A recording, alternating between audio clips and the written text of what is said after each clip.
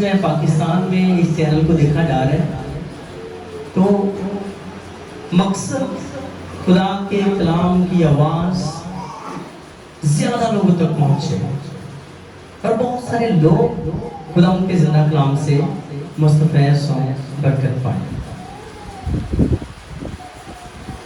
خدا ان کے زندہ کلام میں سے آج جس بات کو موضوع بنا کر ہم خدا ان کے زندہ کلام کی آواز کو سنیں گے وہ ہے عہد جدید میں سے کرنتھوس کی کلیسیا کے نام مقدس پولس کا دوسرا خط اور اس کے 11ویں باب کی پہلی آیت سے۔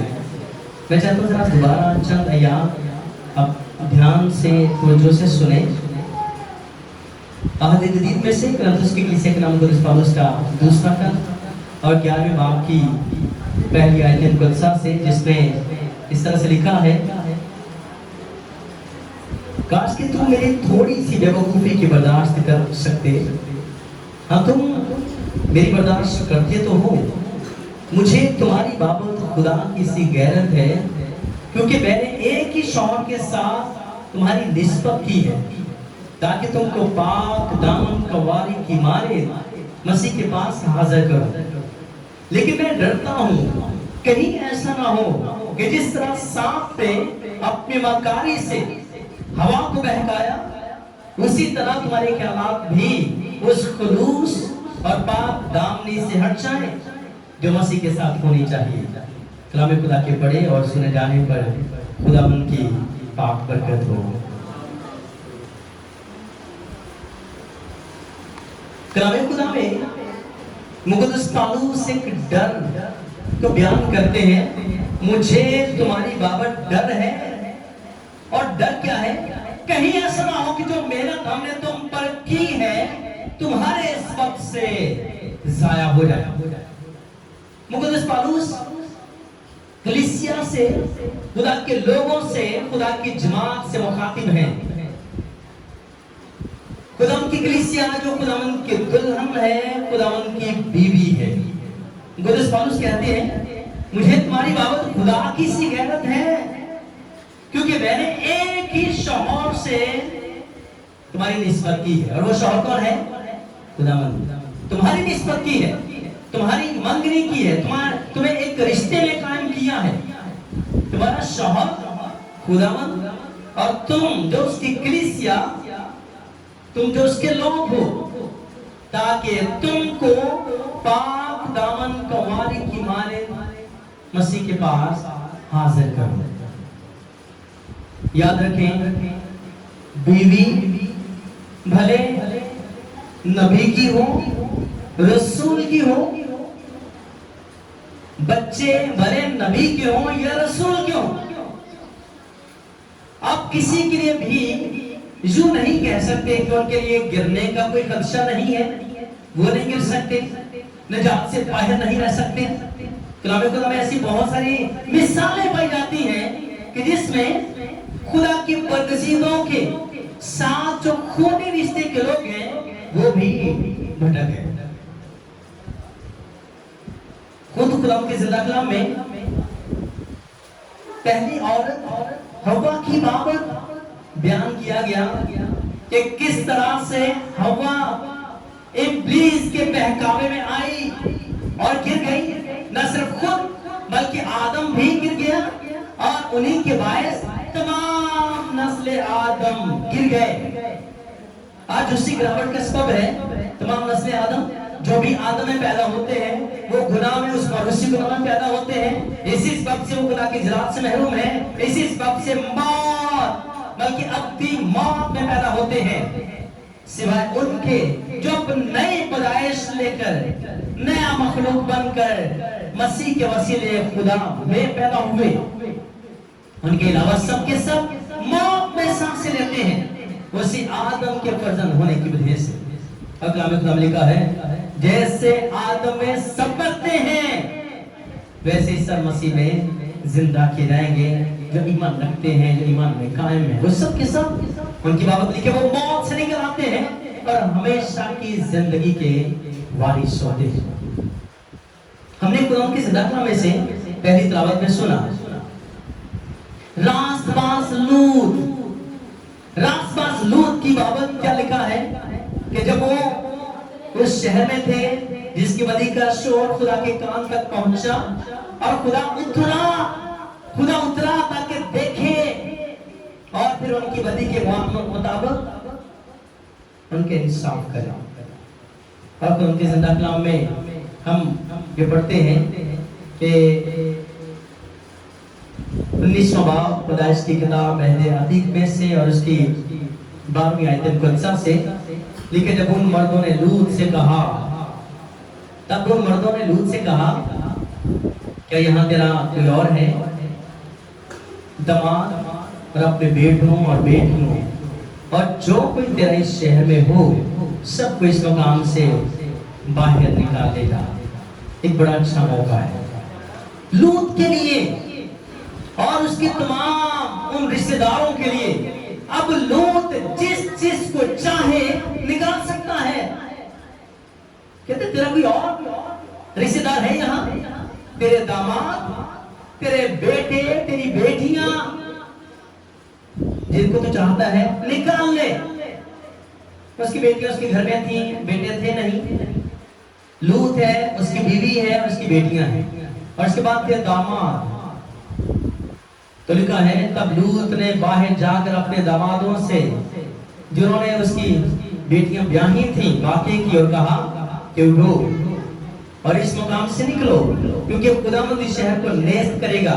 लेकिन वो अपने दामादों की नजर में मुज़हिक सा मालूम हुआ। मुज़हिक सा, वो उसका मजाक उड़ाते हैं, उसकी तज़हीक करते हैं, उसकी तज़लील तहकीर करते हैं, उसका हकीर जानते हैं। वो अपने दामादों की नजर में मुज़हिक सा मालूम हुआ। अब फिर कौन निकले? लेकिन जब उसने देर की तो उस वक्त खुदावंद के फरिश्तों ने लूत से जल्दी कराई और कहा, उठ अपनी बेटी, अपनी बीवी और अपनी दोनों बेटियों को जो यहाँ हैं ले जा। ऐसा ना हो कि तू भी शहर की बदी में गिरफ्तार होकर हलाक हो जाए। मगर उसने देर लगाई तो उन मर्दों ने उसका और उसकी बीवी और उसकी दोनों बेटियों का हाथ पकड़ा, क्योंकि खुदावंद की मेहरबानी उस पर हुई और उससे निकाल कर शहर से बाहर कर दिया। जब उन्होंने देर लगाई तो खुद के फरिश्तों ने उसकी बीवी और बेटियों का उनका हाथ पकड़ा और उनको बाहर ले गए ताकि वो मर न मरे। और अगली का है क्योंकि उन पर खुदा की मेहरबानी हुई थी। खुदा बचाना चाहता है। खुदा ने चाहा कि उसका बंदा आस-पास लूत, उसकी बीवी और उसकी बेटियां तो आखिरों के साथ हलाक ना हो। खुदा खास कर्म कर रहा है, खास रहम से बचाना चाहते इस खानदान को, इस घराने को, इस खानदान के अफराद को खुदा बचाना चाहता है। अब इससे बढ़कर और क्या हो सकता था कि खुदा के फरिश्तों ने जब वो देर करते हैं पकड़ कर उनको बाहर निकाला कि जल्दी करो। और फिर एक और रहम, एक और जो खुदा की मेहरबानी उन पर हुई। खुदा का बंदा लूत कहता है कि खुदावंद मैं उस पहाड़ तक जिसका तू कहता है निशानदही करता है मैं उस तक पहुंच नहीं सकता। तो ऐसा ना हो कि मैं उस तक अभी पहुंचू भी ना और तेरा कहनाजन हो जाए और हम हलाक हो जाए। तो ऐसे मेहरबानी कर, ये नजदीक की शहर है सुगर, छोटा सा है और नजदीक है, मैं वहां पर भाग जाता हूँ। तो खुदा ने उसकी ये बात भी मानी, ठीक है तेरे लिए मैं इस शहर को बख्श देता हूँ, ये शहर भी तेरी खातिर नहीं हलाक होगा। इस शहर के लोग आज वो अगर बच जाते हैं तो उनके बच जाने का सबब कौन है? रासपास लूत, जिसके वसीले से खुदा उसके खानदान को और इस शहर को भी बचा रहा है। खुदा ने कहा जा तेरी खातिर मैं इस छोटे शहर सुगर को भी बचाता हूँ, चल वहां जल्दी कर भाग जा। और एक बात कही और लूत ने उनसे कहा कि मेरे खुदावंद ऐसा ना हो, ऐसा ना कर, देख तूने अपने खादिम पर करम की नजर की है और ऐसा बड़ा फजल किया कि मेरी जान बचाई। मैं पहाड़ तक तो नहीं जा सकता, कहीं ऐसा ना हो कि मुझ पर मुसीबत आ पड़े और मैं मर जाऊं। देख ये शहर ऐसा नजदीक है कि मैं वहां भाग सकता हूँ और ये छोटा भी है, इजाजत हो तो मैं वहां चला जाऊं। वो छोटा सा भी है और मेरी जान बच जाएगी। اس نے اسے کہا کہ دیکھ میں اس بات میں بھی تیرا لحاظ کرتا ہوں اور اس شہر کو جس کا تو نے ذکر کیا غارت نہیں کروں گا، جلدی کر وہاں چلا جا، کیونکہ میں کچھ نہیں کر سکتا جب تک تو وہاں پہنچ نہ جائے۔ اگر سدوم اور عمورہ کے لوگوں کو یہ وقت ملا ہے، اگر خدا کے قہر نازل ہونے میں تھوڑی دیر آ رہی ہے، تو اس کی وجہ کیا ہے؟ خدا کا بندہ راس پاس لوٹ کہتا تیری وجہ سے جب تک تو یہاں پر ہے میں کچھ کر نہیں سکتا، تو جب تک یہاں پر رہے گا میں کر نہیں سکوں گا، اور یہ لوگ بچے رہیں گے۔ خدا کا غضب جلد بھڑکنے کو ہے، اور میں سمجھتا ہوں کہ یہ دیری یہ بھی ان کے لیے موقع ہے، توبہ کر لیں، ہمیں سے کو آنا چاہے آ جائے۔ خدا کو موقع دے رہا ہے، اس کے باوجود کوئی نہ آیا، اس کے داماد بھی نہ آئے، اور پھر اگلی کہہ کے جلدی کر۔ ہاں ایک بات جو ان سے کہی گئی تو ان کی زندگی میں لکھا ہے، کشمیر پر دھوپ نکل چکی تھی جب لوط شہر میں داخل ہوا، تب خداوند نے اپنی طرف سے سدوم اور عمورہ پر گندھک اور آگ آسمان سے برسائی، اور اس نے ان شہروں کو اور اس کی ساری ترائی کو اور ان شہروں کے سب رہنے والوں کو اور سب کچھ اس زمین سے اگا تھا غارت کیا۔ اب خدا نے ایک بات کہی تھی کہ تو بھاگ جا، تو پیچھے مڑ کر بھی نہ دیکھنا، پیچھے مڑ کر نہ دیکھنا، بھاگ جا۔ اور ایسا ہوا، لکھا ہے کہ اس کی بیوی نے آگے کو بڑھتے ہوئے بچ گئی ہے، خدا کا شکر کر، بچ گئی ہے، شکر کر، تو آگے بڑھتے ہوئے آہستہ آہستہ اس کے قدم دھیرے ہونے لگے۔ کوئی خیال ہے کہ اس کو پیچھے کی طرف کھینچ رہا، کوئی چیز ہے جو اس کو مجبور کر رہی ہے کہ وہ ایک بار پیچھے مڑ کر دیکھے، پیچھے نظر کرے کیا ہو رہا ہے، یا اپنا گھر بار یا اپنے رشتہ دار، کچھ نہ کچھ اس کے خیال میں چل رہا ہے۔ یاد رکھیں کلام خدا میں لکھا ہے کہ تو آگے کی طرف دیکھ، پیچھے کی طرف نہیں، پیچھے مڑ کر نہ دیکھنا۔ عیسائی قوم بھی جب ملک مصر سے نکل آئے، غلامی کے گھر سے نکل آئے، تو ان کو بھی مصر کی ہانڈیاں یاد آتی تھیں، وہاں کے کھانے یاد آتے تھے، وہ بھی پیچھے مڑ کر دیکھ رہے تھے، اور خدا کو یہ بات پسند نہیں آئی، خدا اس بات سے خوش نہیں۔ اور یہاں پر بھی کہا گیا پیچھے مڑ کر نہ دیکھنا۔ کلام خدا میں عہد جدید میں ایک آیت مقدسہ ہے کہ جو حل پر ہاتھ رکھ کر پیچھے مڑ کر دیکھتا ہے وہ میرے لائق نہیں۔ آپ جس زندگی کو چھوڑ دیتے ہیں، جس مقام کو چھوڑ دیتے ہیں کہ اس میں سے نکل آتے ہیں، تو پیچھے مڑ کر نہ دیکھیں۔ جو حل پر ہاتھ رکھ کر پیچھے مڑ کر دیکھتا ہے وہ اس کے لائق نہیں۔ کہا گیا پیچھے مڑ کر نہ دیکھنا، آگے ہی دیکھنا، آگے ہی چلنا۔ اور چلتے جا رہے ہیں، لوط، اس کی دونوں بیٹیاں اور اس کی بیوی، چار لوگ چلتے جا رہے ہیں، اور چلتے چلتے اس کی بیوی کے پاؤں وہ سست ہونے لگے، دھیرے چلنے لگی، اور پھر آہستہ آہستہ رک گئی، اور پھر کیا کیا؟ پیچھے مڑ کر اس نے ایک نظر دیکھنا چاہا۔ جب ایک نظر پیچھے مڑ کر دیکھا تو کلام خدا میں کیا لکھا ہے؟ مگر اس کی بیوی نے اس کے پیچھے سے مڑ کر دیکھا اور وہ نمک کا ستون بن گئی۔ یہ عبرت کا نشان ہے، عبرت کا نشان ہے۔ بیوی لوط راست باز کی ہے، راست باز لوط کی بیوی۔ میں کئی دفعہ کہتا ہوں اتنا آسان نہیں ہے، اتنا آسان نہیں ہے۔ ان خاتموں کے لیے، رہنماؤں کے لیے بھی کوئی گارنٹی نہیں ہے کہ وہ بھی ضرور ہی بچے، ان میں سے بھی کوئی نہ کوئی رہ سکتے ہیں۔ حوا بہکائی گئی، رہ گئی، آدم بھی رہ گیا اس کے سبب سے، اور پھر تمام نسل آدم بھی رہ گئی، اور یہاں پر لوط بچ گیا۔ اس کی بیٹیاں بھی بچ گئی، لیکن اس کی بیوی راست باز لوط کی بیوی نہیں بچ سکی۔ کیا آپ اپنے خاندانوں کے لیے فکر مند ہیں؟ آپ ایماندار ہیں؟ کیا آپ کی بیوی بھی ایماندار ہے؟ کہیں ایسا تو نہیں کہ آپ تو ایماندار ہیں لیکن آپ کی بیوی ایماندار نہیں ہے؟ آپ کی بیوی ایماندار نہیں ہے، وہ خدا سے دور ہے، خدا کے کلام کے تابع نہیں ہے۔ اس لیے اپنے خاندان کی فکر کریں۔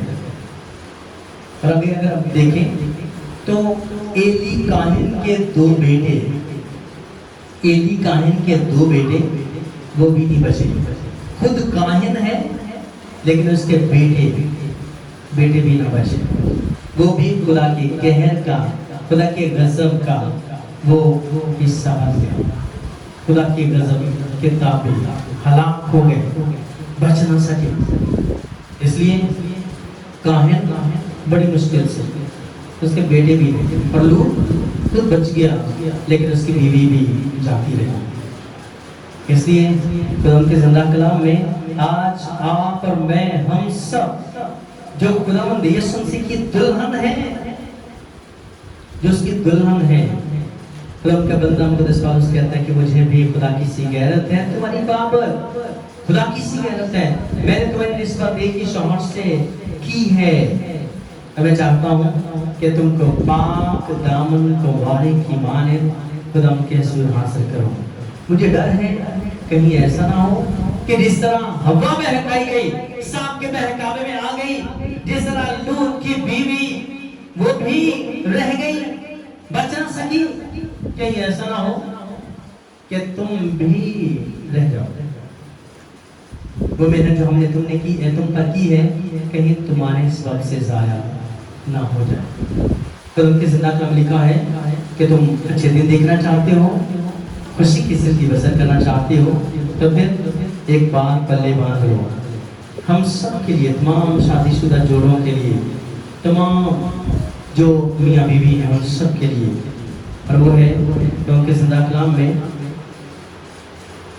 مقدس پطرس کا پہلا عام تھا اور اس کا 3 باب اور اس کی 10ویں آیت مقدسہ سے آپ کے لیے پڑھنا چاہتا ہوں، جس میں لکھا ہے چنانچہ جو کوئی زندگی سے خوش ہونا اور اچھے دن دیکھنا چاہے وہ اپنی زبان کو بدی سے اور اپنے ہونٹوں کو مکر کی بات کہنے سے باز رکھے، بدی سے کنارہ کرے اور نیکی کو عمل میں لائے، صلح کا طالب ہو، اس کی کوشش میں رہے، کیونکہ خدا ان کی نظر راست بازوں کی طرف ہے اور اس کے کان ان کی دعا پر لگے ہیں، مگر بدکار خداوند کی نگاہ میں ہے۔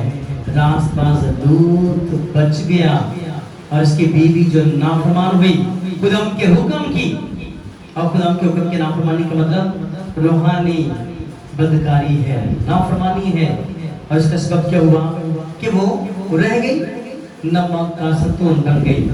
اور آگے 3 باب کی ذرا 7ویں آیت مقدسہ دیکھیں، پہلا خط مقدس پطرس کا اور 3 باب کی 7ویں آیت مقدسہ، جس میں لکھا ہے اے شوہرو تم بھی بیویوں کے ساتھ عقل مندی سے بسر کرو اور عورت کو نازک صرف جان کر اس کی عزت کرو، اور آگے لکھا ہے اور یوں سمجھو کہ ہم دونوں زندگی کی نعمت کے وارث ہیں، یوں سمجھو کہ ہم دونوں زندگی کی نعمت کے وارث ہیں، اور آگے لکھا ہے تاکہ تمہاری دعائیں رک نہ جائیں۔ تو یوں سمجھو کہ ہم دونوں زندگی کی نعمت کے وارث ہیں تاکہ تمہاری دعائیں رک نہ جائیں۔ خدا کے لیے بیوی ہو، بچے ہوں، شوہر ہو، سب کے سب ان کے کلام میں ہے ہر اوندے کاٹے سارے کاش آکھن مار کے نعرے، وہ لکھا ہے ان میں سے ہر ایک سیون میں خدا کے رسول حاضر ہوتے ہیں، ان میں سے ہر ایک، سب کے سب۔ میری دعا ہے کہ پورا خاندان بچے، شوہر بھی، بیوی بھی، بچے بھی، کہیں ایسا نہ ہو کہ بیوی رہ جائیں باقی سارے بچے، بچے رہ جائیں باقی بچے۔ میری دعا ہے کہ سب بچے زندگی ہمیشہ کی زندگی کے وارث ہوں، زندگی کے نعمت کے وارث ہوں، اور آگے لکھا تاکہ تمہاری دعائیں रुक ना जाए। सो खुदावंद आप मुझे सबों को अपने कलाम के वसीले इन सारी बातों को बेहतर तौर पर सुनने, समझने, जानने, दिल में रखने और इसी ईमान में कायम होकर अपनी जिंदगी बसर करने का भारी फजल, बड़ी बरकत और तौफीक बख्शे। आमीन। आए हम उसके सिर झुके और